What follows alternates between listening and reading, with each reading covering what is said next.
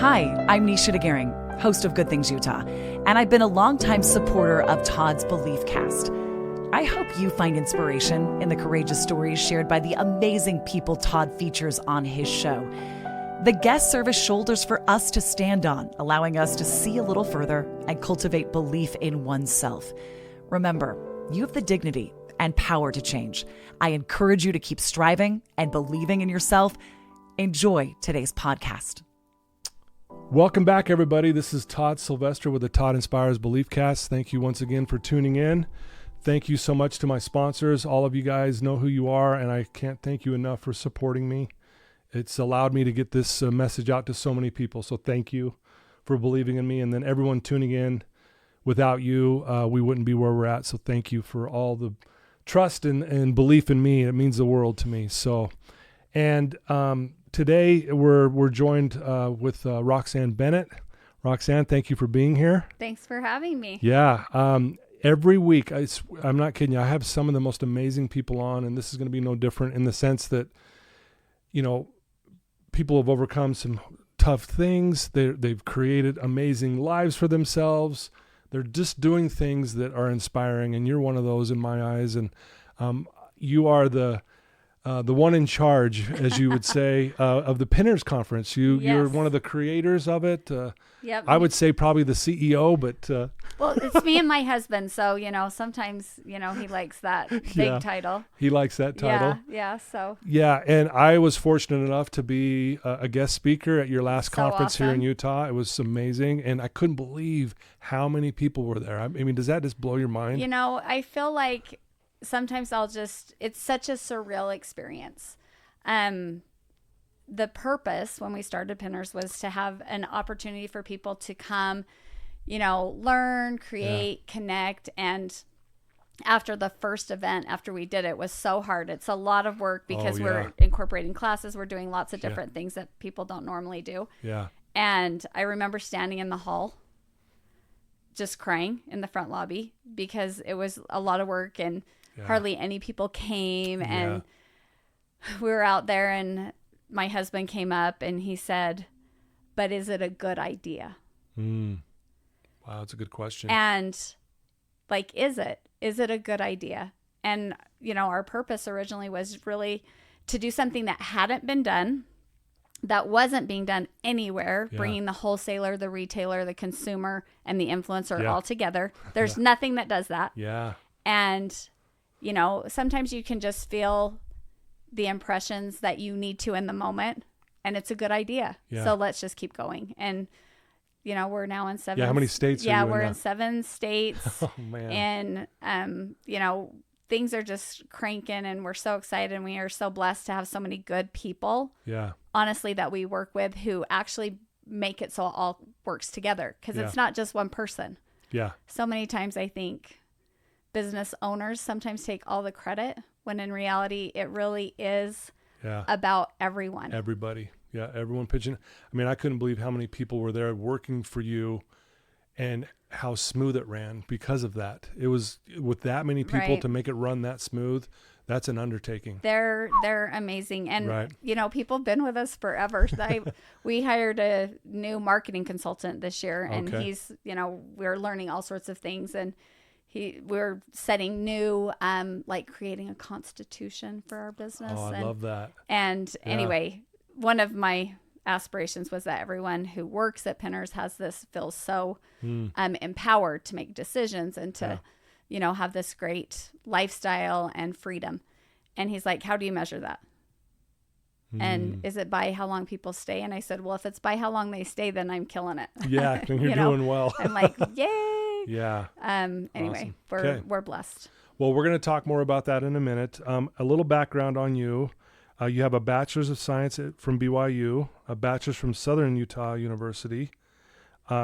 You were the advertising manager, if I'm not mistaken, at Utah Valley Magazine, correct? Yeah, we actually started Utah Valley Magazine with my brother and sister-in-law. And we actually were partners in the beginning, and they handled all the editorial side, and we handled all the marketing side. And yeah, that magazine's amazing. It's so great. They do such a great job. Right. It's so professionally done, and it's I went to UVU, so I know. There you go. Yeah, it was awesome. you're a mom, you're a wife, you're a grandma, you got 9 grandkids. It's the best all part under of the life. age of 7, right? Yeah, we're crazy. You don't want us to come to your restaurant, Yeah. so I apologize. I can't imagine what that would be like. But again, there's so much I want to talk to you about. Why don't we start with, letting our listeners and viewers understand, where did you grow up, and maybe a little bit about your family life. Yeah. In fact, I was talking to a friend who's speaking at a women's conference tomorrow, and she said, how did you learn, her question posed to me was, how did you learn that you were a daughter of God? Ooh. That was her question she asked me. Dang, that's a good question. And I said, I think I learned that because my parents and grandparents showed me that. They talked about who I was and how I could talk to God myself and how to pray and how to, to become. And I think, that was a great part of my upbringing, that, it was a faith-filled tradition home. I grew up in Idaho, Southeast Idaho, on a ranch, which is awesome. We were one of the first. This is so funny. Do you remember that show, Wrigley's Believe It or Not? Oh, yeah. We were on that the last place in America to get telephones. Are you serious? I am not even joking. That is hilarious. So, which is so funny. And anyway, whatever. It was just one of those crazy random things. And so it was great. I had, when I was like 6 years old, I got a pony for Christmas. I tell people, hey, I had the best life. I really asked for a pony and I got one. So, wow. So it was great. And my grandparents lived close and I had this great relationship with them. And it was just, my grandpa and his brother actually, and with their dad, homesteaded our ranch, and it's still in our family. And that's so it's cool. just a really cool way to grow up.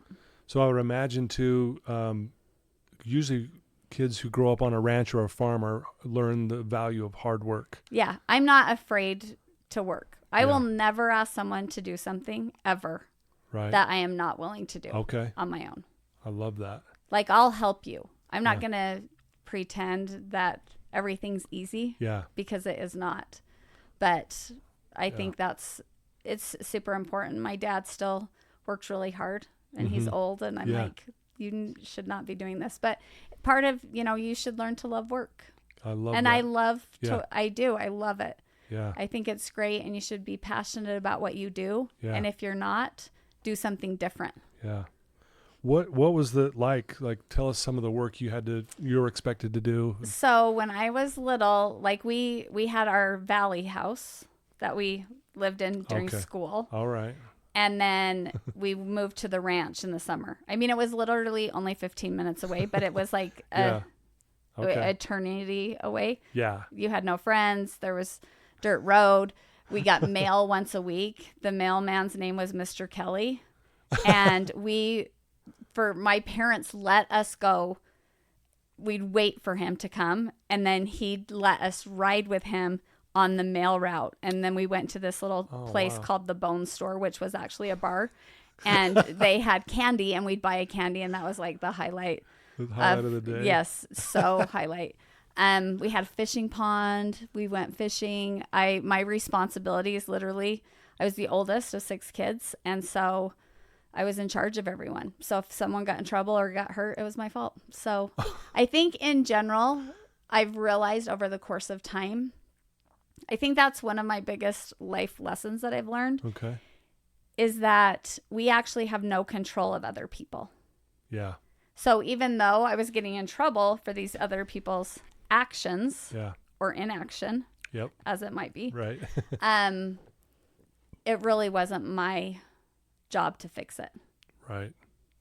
And sometimes we, as parents or as business owners or, whatever, that's something so important to figure out.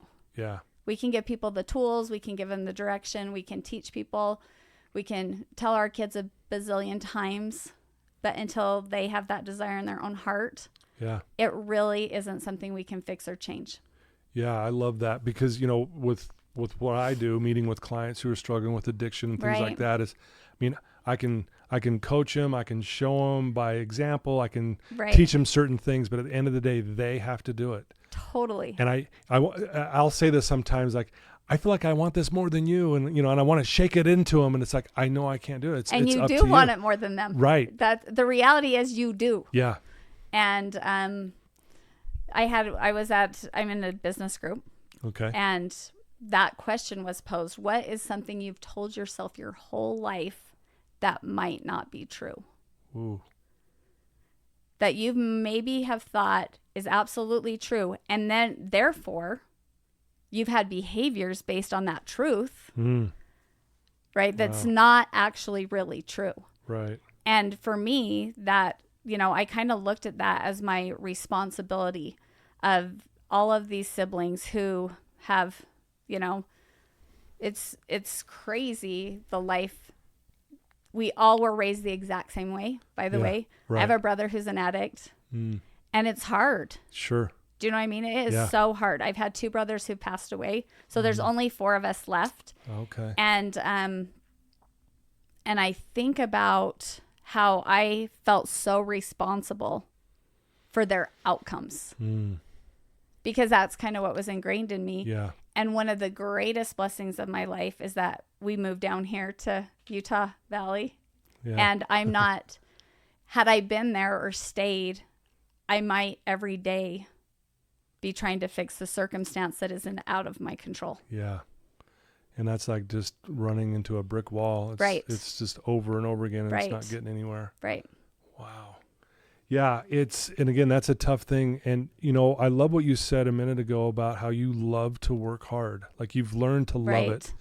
And again, if I could just reference my clients again, where they struggle the most is they know what to do. It's just they're not willing to do it because it is hard work. Totally. And I always say this, like, if you could just learn to love to work, put in the work, it's going to be amazing for you. Right. Right?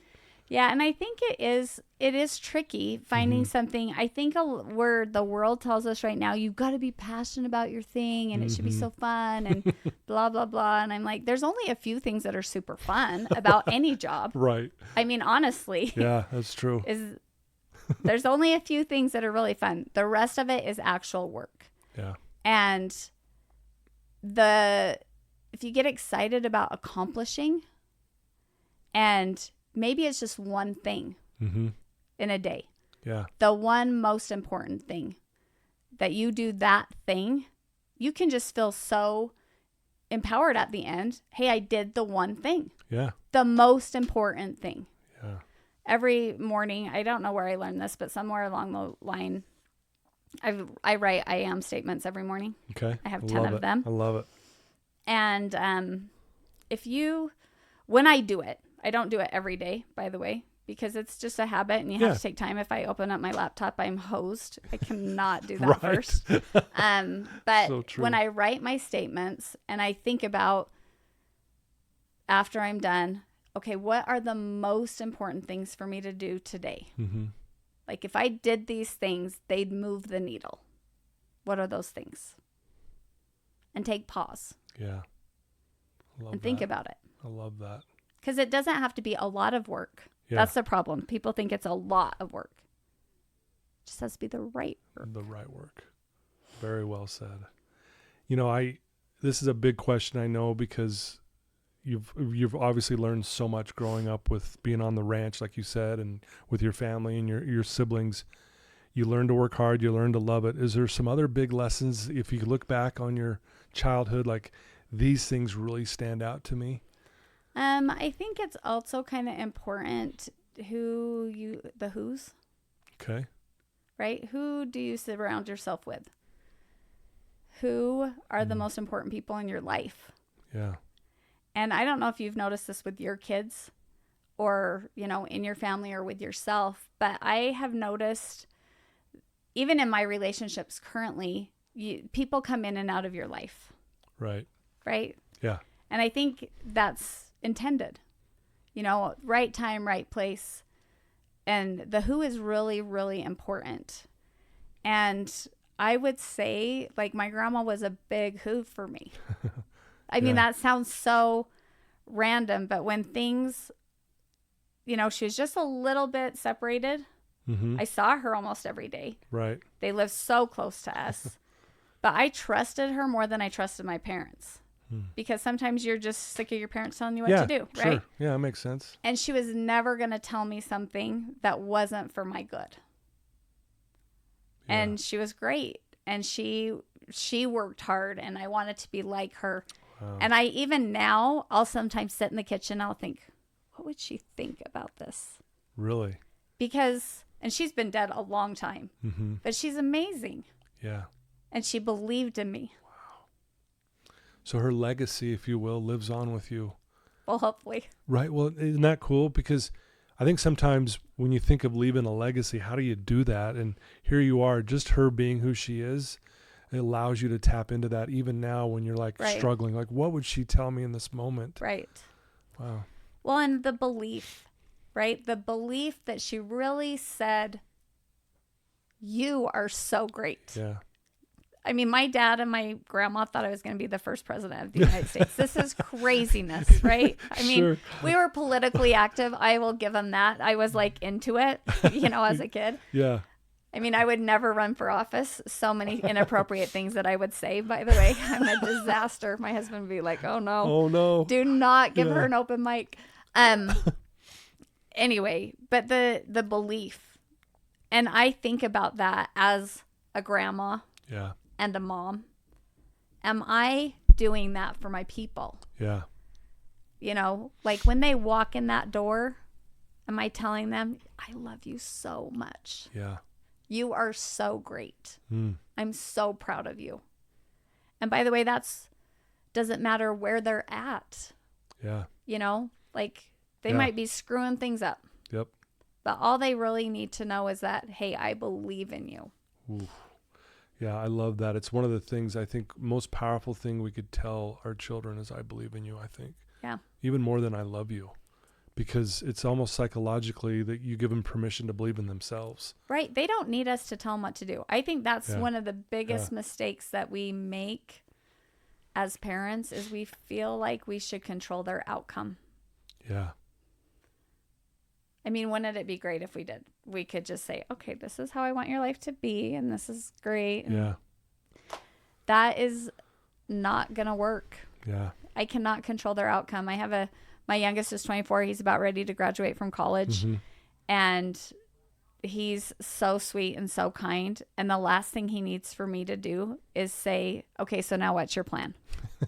I mean, honestly. Yeah. He just doesn't need that from me. Because his plan is his plan and his path is his path. Yeah.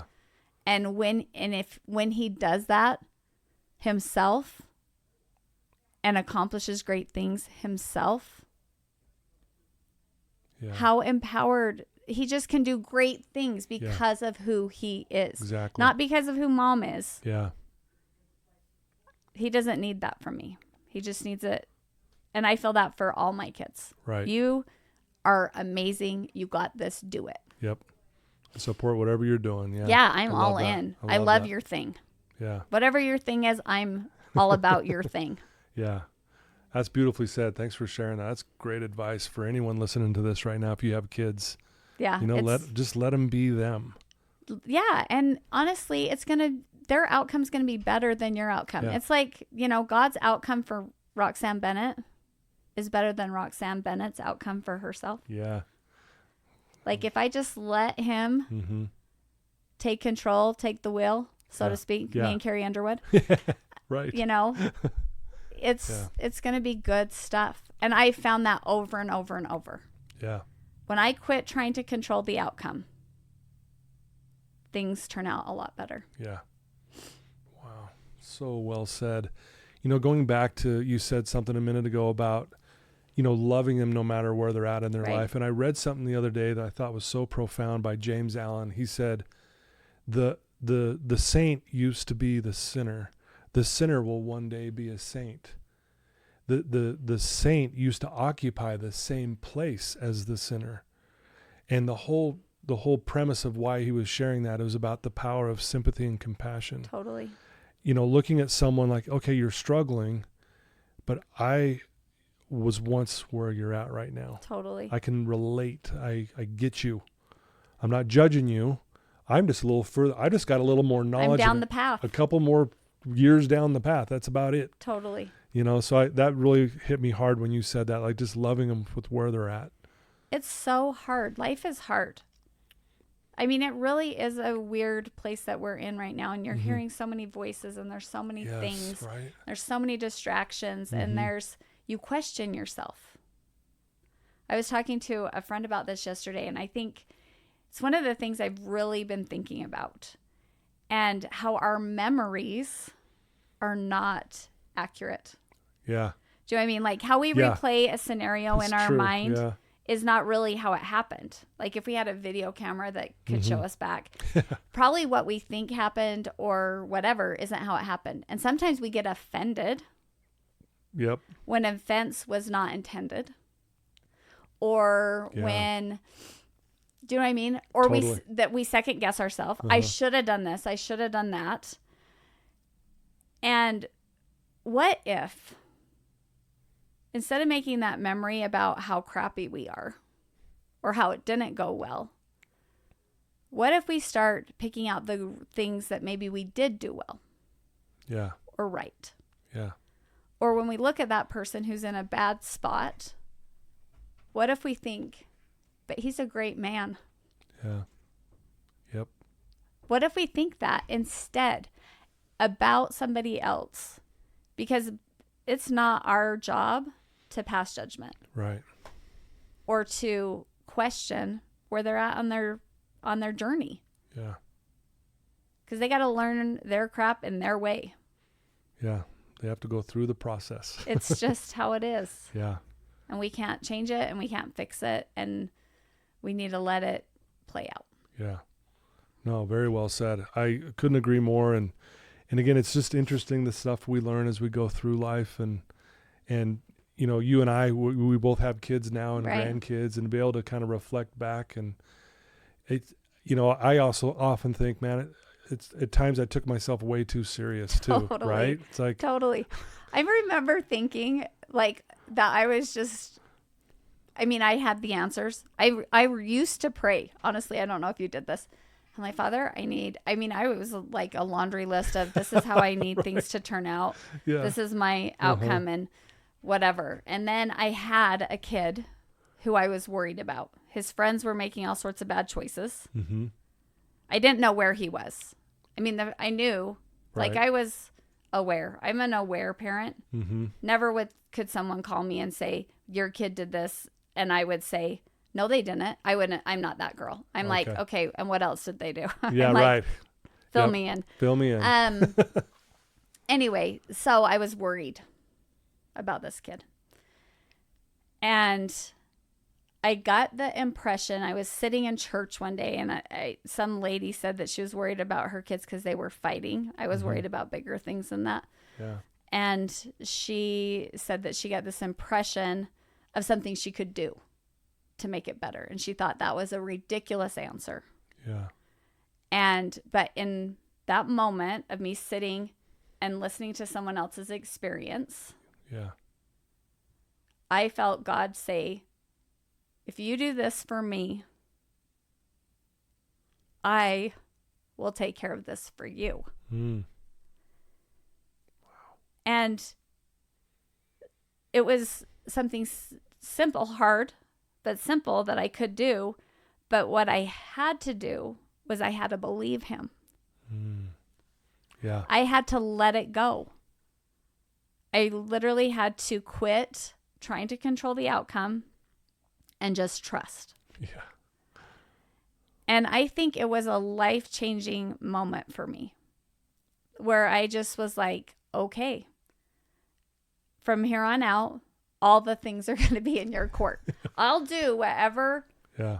I'll help whoever I need to. I will accept whatever responsibility that I need to do to help God.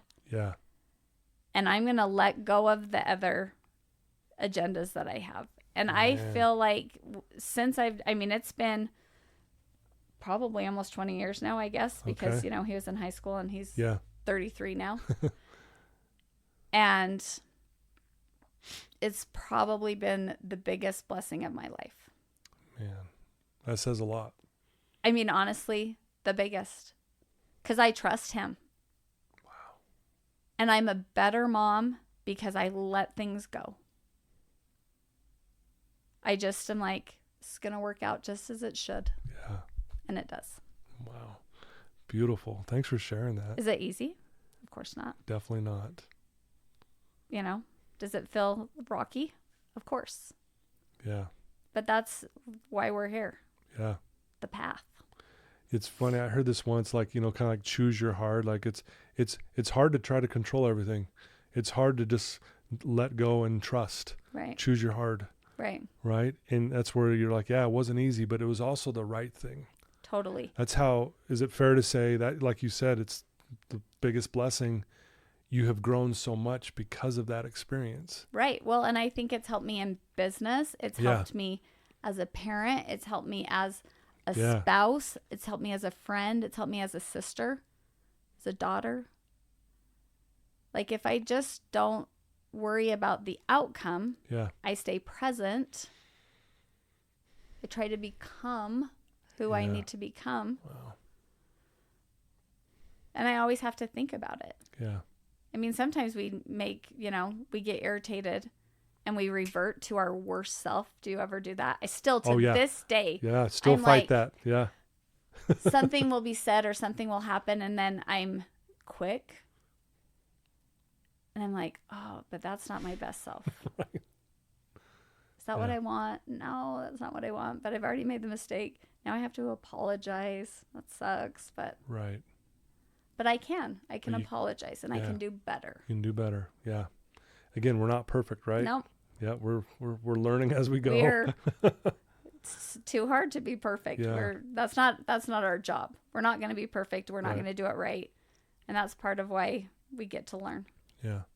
Love it. I know you're a woman of faith, and I know that means a lot to you. Do you mind sharing a few thoughts on, why that means so much to you, and just how that kind of is maybe the center of your life? Probably. Yeah. I'm very, and I know everyone's on their faith journey. Yeah. Like, how do you know God? For me, as I mentioned, I grew up in this faith tradition. I learned how to pray. I think it's been such a blessing because I do feel like I receive answers. You can't get answers unless you pray, right? You can't ask. If you don't ask, you are never going to have this faith that it actually works. So true. And I feel like I'm daily, my prayer now is, Heavenly Father, what do we need to do today? And I'm just, that's all I don't have anything else. What should we do today? Who do we need to help? Yeah. Who do we need to serve? And if I can just, one person in a day, make an impact for the good, lift or encourage or bless someone, just every day, just one person, I feel like I'm doing a good thing. I love that. And that's kind of, and I believe that. And I do receive revelation for myself. I believe you. Yeah. I don't trust someone else to get my own thing. Yeah. And I'm willing to do whatever it is. Yeah. Sometimes I don't want to, by the way. Yeah. Right. But I do it right when I feel that impression. I'm like, okay. Yeah. And I just drop whatever it is. I'm like, gotta go help this person. Yeah. My husband thinks it's kind of random and, but he's learned to trust my vibe of what I got going. Yeah. She knows what she's doing. It's like, all right, go with it. Yeah. You'll appreciate this because I had a client here that shared this in a group setting. Right. We were going around the room and just have everyone stand up and just share something that's on your heart today. Right. And he stood up and he goes, I want to share this statement that's really shaped my life. And here's what he said. He said, I tried to find myself I could not see. I tried to find my God eluded me. I tried to find my brother, I found all three. And I love that so much because I put it to my memory. I'm like, man, I am going to memorize that because that is so profound. So good. And it goes right along with what you just said. If I can impact one person, I mean, think about it. You find yourself, you find that person who's struggling, and you experience God in that moment. Is that accurate? Totally. And honestly, I just feel like if we all collectively were more about him and his will and someone else, we're just so much happier. Yeah. When we take the focus off of Right. what I want, what I need, what is important for me. Yeah. You know, I find if I get so busy doing my things that I need to do, it's not happy. It's not fun. It's not rewarding. So true. Isn't that just so random? I know. That's actually true when I'm worried about what other people think of me. But when I start thinking about, okay, how can we make this good for them? What can we do? Yeah, or it's amazing. How can I bless somebody? Yeah. And I hope that I can do that. And I hope people have the ability to do that for my people. Right. Because sometimes it's just not me that can do that. Yep. But if other people are reaching out and building my people, it's a cool thing. Good stuff. Wow. Well, you know, obviously you went to college, you graduated, you're moving on, you're doing all these things in life. But I want to talk. I mean, there's so much we can talk about, man, and this has been fantastic. But I want to get to, how did you come up with the idea of the Pinners Conference?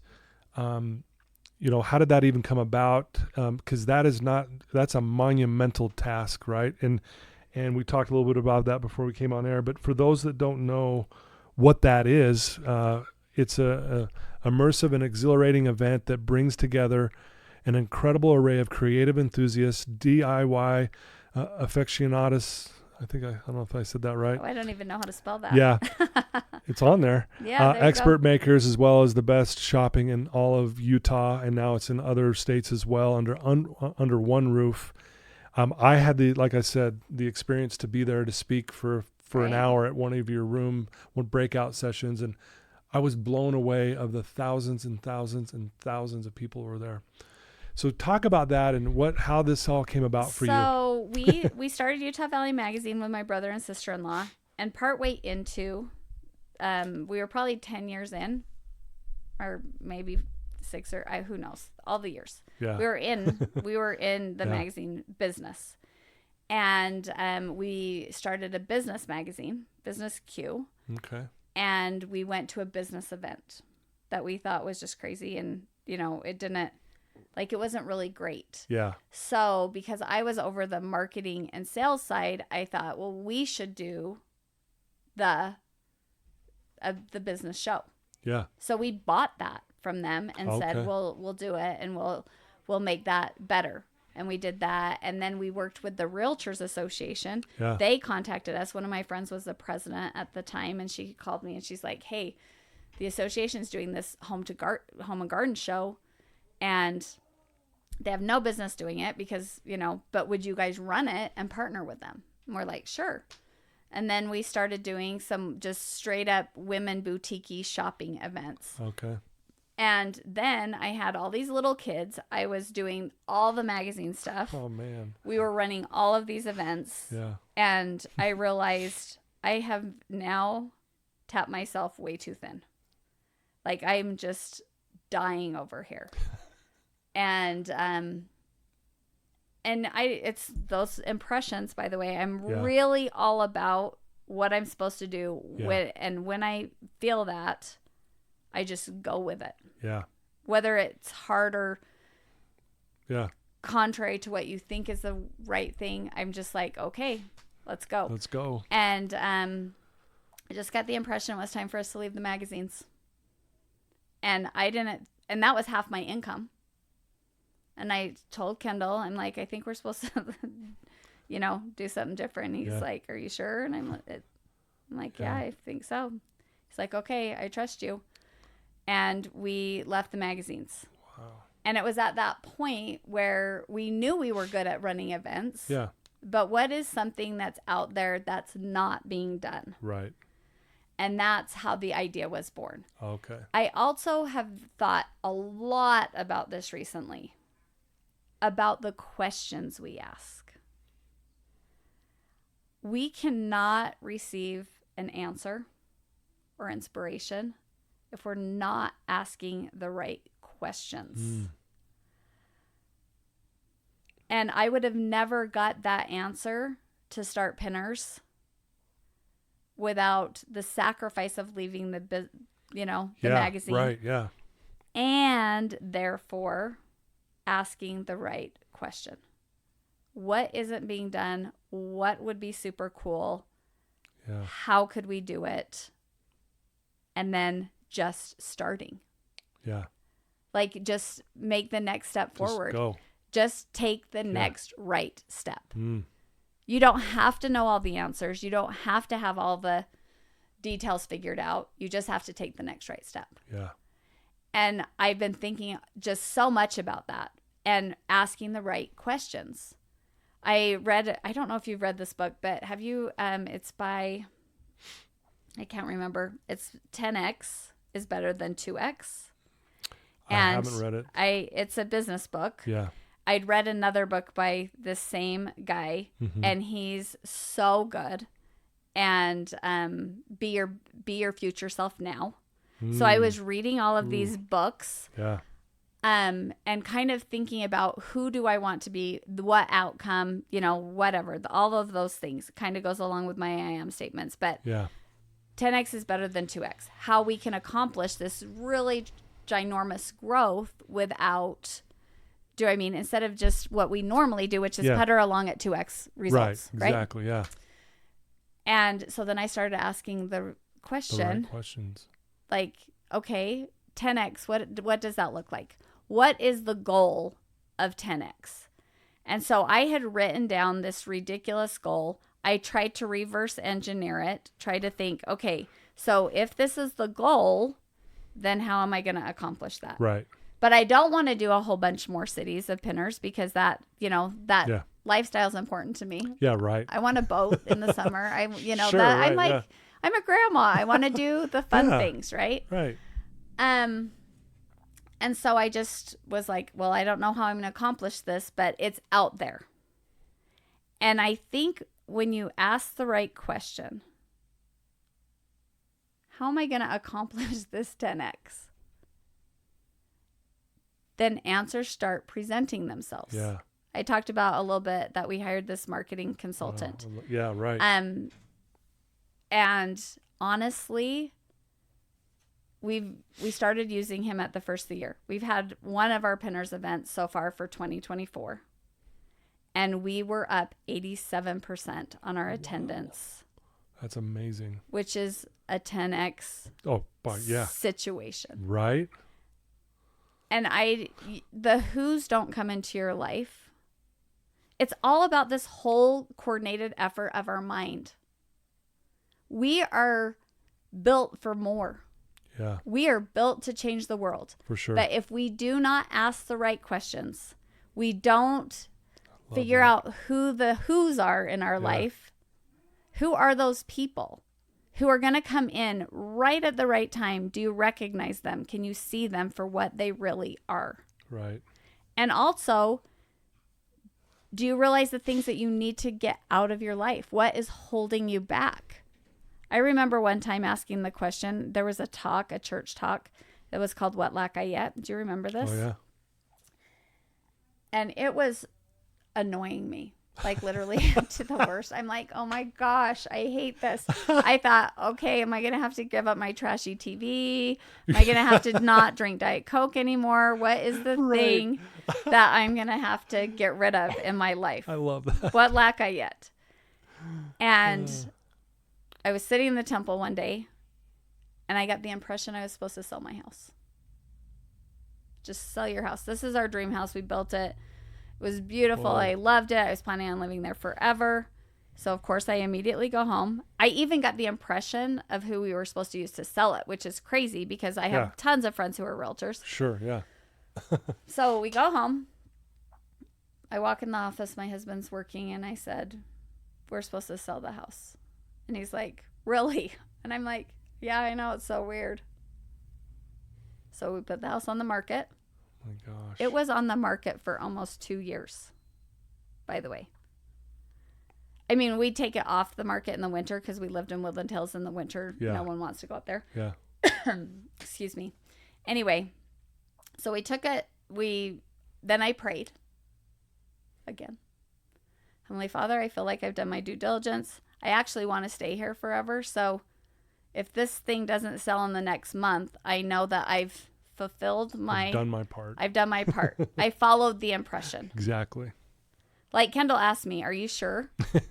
Like, is that really what happened? And I'm like, I mean, it wasn't over and over. It was a distinct impression, though. I felt like, I mean, I said, okay, fine. What is it? What lack I yet? Sell your house. I didn't want to be the rich young ruler. Sell everything and follow me. Yeah, and not be willing. Like, am I really a disciple of Jesus Christ? That is the question. Am I really who I say I am? Yeah. Am I going to do? And I'm like, I got to be who I say I am. Yeah, that's big. Am I that girl? So anyway, it sold cash offer like 2 weeks after I said that prayer. Ooh. We had to be out. We were out before my deadline that I'd said. Oh man, that's incredible. You know? And just little things like that. Yeah. What are the things? The people will show up. You're just do the things. Take the next right step. Yeah. Take the next right step. And honestly, all those things in conjunction, you know, really have just, what's the city? What should we do? What's the next right step? Have all the cities worked out? No, we did Indiana. Mm-hmm. We're not in Indiana anymore. Yeah. I mean, the 2020 thing, by the way, that was the disaster of my life. Oh, I can imagine. Like, that is my business. Yeah. We're set up in California. I don't know if you knew this, but we were set up in LA for our California event. And this is the only time this has ever happened. The only people who were there, the vendors were all coming in. We're completely set up. And setup means, for people listening, it's like a massive warehouse setup. Yeah. Everything's ready. Okay. So we're ready. Mm-hmm. And the vendors are going to come in and set up their booths. Yeah. And the only people who'd come in early, like I bring part of our staff in early, then I bring part the next day, and then the third batch the next day. Yeah. Was my family. Like, my daughter's our marketing director. She was there. My daughter-in-law does exhibitor relations. Then I had a couple kids in college who wanted to come work. And so it was literally just like my immediate family. Right. And we're going to bed. I'm supposed to be on TV on KTLA in Los Angeles that morning. And I have to get up early. And my phone starts ringing. It's like 4 a.m. in LA. Oh, right before we went to bed. By the way, we're huge sports people. Okay. That's our thing. Yeah. We're into it. My husband played baseball at BYU. We just love all sports. Yeah, sure. Sports teach you so many life lessons. Right. Anyway, it's so great. And we're sitting there, and Rudy Gobert gets COVID. And they shut down. Remember that? Yeah, I do. And so we're watching SportsCenter.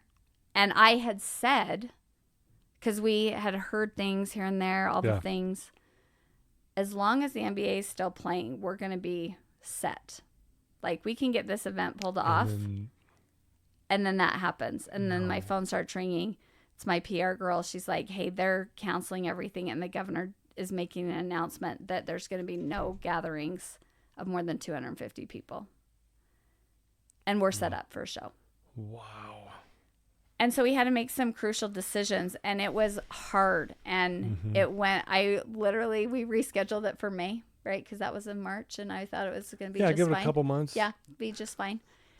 And oh man, we kept rescheduling, we kept working, and there were so many things to learn in this. By the way, I kept everyone staffed, and I'd saved money. Like, I'd saved all along the way. Yeah.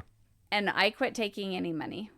We refunded all those people in California who wanted a refund or didn't. I mean, we just made some crucial decisions. Jeez. And we actually, you don't know what you don't know. Mm-hmm. And I feel like we were so blessed because I was trying that we made the right decisions. And we ended up getting to do our Utah event because I started reaching out Yeah. to all the right people. Yeah. I'm like, okay, how can we make this work? We have tons of small businesses who rely on this as their income. Yeah, right. What can we do? How can we make it work? How can we adjust? Can we do contact tracing? Can we move to the Salt Palace? Can we spread things out? Can we make this safe?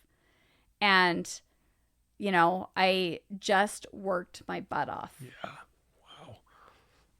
And in that way, things just came together.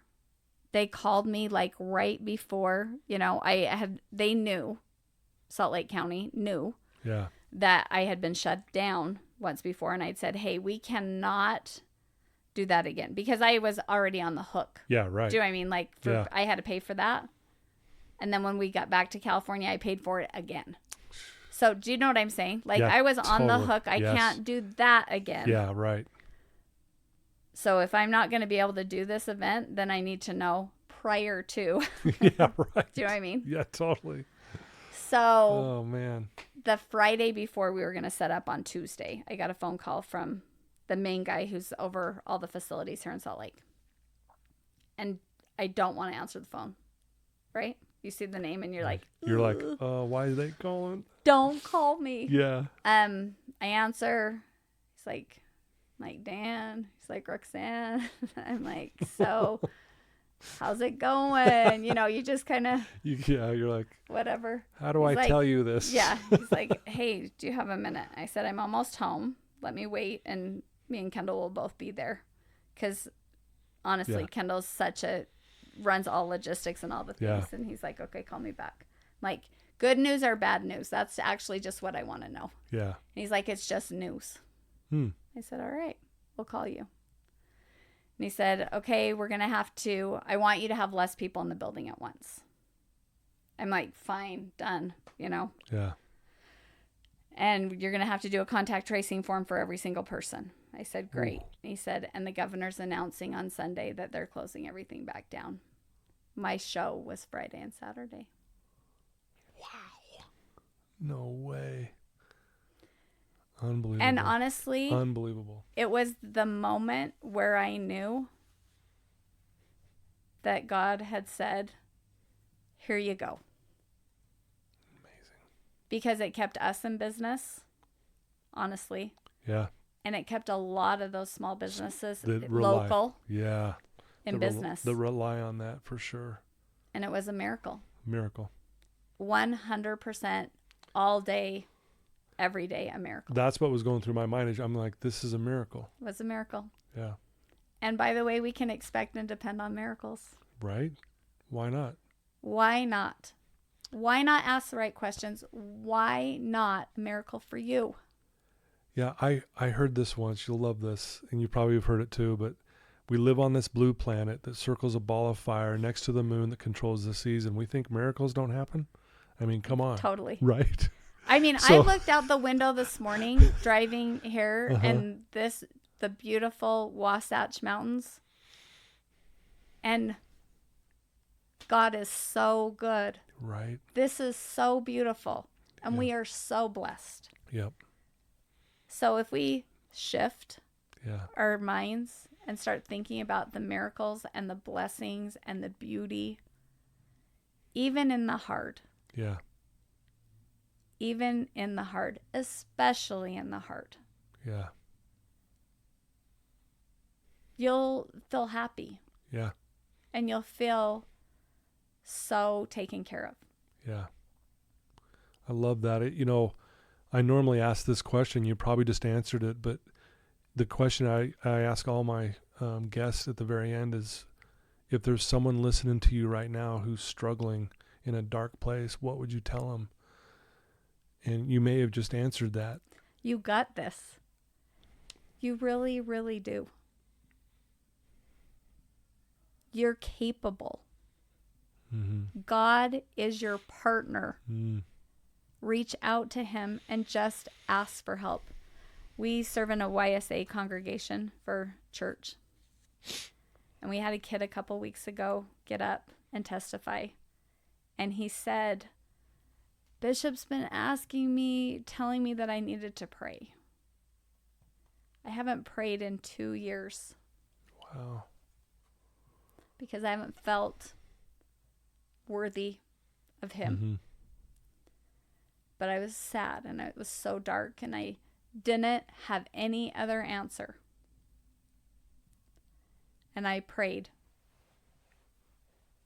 And I immediately felt his love for me. Wow. And there's 300 kids or 250 kids or whatever sitting there. Right. And it is silent. Mm. And he looks out over the congregation and he says, if you felt or feel like I felt, he loves you too. Yeah. Wow. Reach out. He's big enough. He's capable enough to help all of us. Yeah. Because one person succeeds, it absolutely means you can succeed. Yeah. Because God answered that prayer, yeah. It also means he will answer your prayer. Yeah. Is it the same prayer? Absolutely not. He's individual, loving God who has provided a savior for you. Mm. So if I could teach anybody or tell anybody anything, that is absolutely true. Yeah. You might not believe like I believe, and that is totally okay. Mm-hmm. But he is the God of the universe, whoever he is to you. Yeah. And he loves you. Mm. Powerful. Thanks for sharing that. That was amazing. This whole thing's been amazing. Thank you. Thanks for having me. Seriously, like, I mean, you should see I've taken tons of notes. I'm like, boy, she just dropped another truth bomb there. I'm going to write that down. Dear. And thank you. And you know, the Pinners Conference is now, I mean, it's thriving. So fun. You're growing like crazy. And obviously there's the bumps in the roads as you mentioned. If someone wants to reach out to you, Roxanne, and learn more about you even and the Pinners Conference, what's the best way for them to do that? Yeah, our website's pinnersconference.com. You can click on whichever city you're interested in, because we're, 7 cities across the country. But you can just email me or reach out. I'm sure I'm on the website. I'm assuming that I'm on there. Who knows? Not my job. Someone's on there. Yeah, someone's in charge of that, and that is not my job. But we'd love to have you come. Yeah, we want you to be inspired. Yeah. We want you to know, and our purpose of Pinners is that you can do things that you never dreamt possible. Yeah. Come learn something. Come create with other people, and you'll walk away inspired. I love that.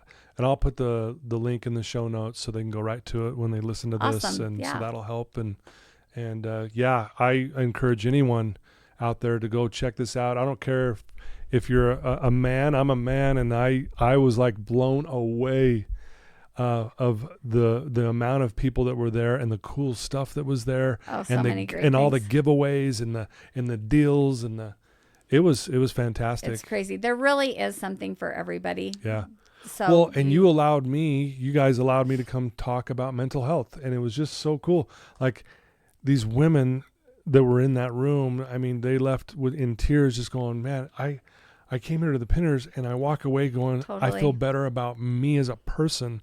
I wasn't expecting that. And it's cool that you provide, you just are thinking out of the box, if you will, allowing these kind of things to happen at this conference. We want honestly, we want something for everyone. We want people to be inspired, whether that be through creativity or learning something or even considering. Yeah. Consider something that you might not have thought of before. Yeah. It's so fun. Amazing. A lot of takeaways. The one that hit me probably the hardest is, you got to ask the right questions. That one hit me hard. So thank you for your insight, and because of the trials and stuff you've been through, and now you're sharing with us, and that just means a lot. So thank you for, coming here and taking time to be who you are. Thanks for having me. It's been fun. It has. I got my swig on the way, have the rest on the way home. Have the rest on the way home. Well, there you go, folks. Roxanne Bennett, the CEO and creator of the Pinners Conference. She does it all. She's a mom, a grandma, a wife, and a woman of faith, and great example to all of us. She's given us some really good advice. If you have a loved one in your life who's struggling, I encourage you to send them a link to this episode. It will break the ice because a lot of times we don't know what to say to that person. Totally. But this might help break the ice, and you can always follow up with them. Hey, what did you think about what Roxanne said in that podcast? And it really will help a lot. So thank you guys. Thanks again to my sponsors. I do also want to give a shout out to the music that you heard at the beginning and at the end of this podcast is by my good friend Paul Cardall. I love him. Thank you for allowing me to use your music, and for everyone tuning in. So again, one last thank you to Roxanne. Thanks Thank you for having me. It's been fun. Okay. Till next time, everyone. Love you guys.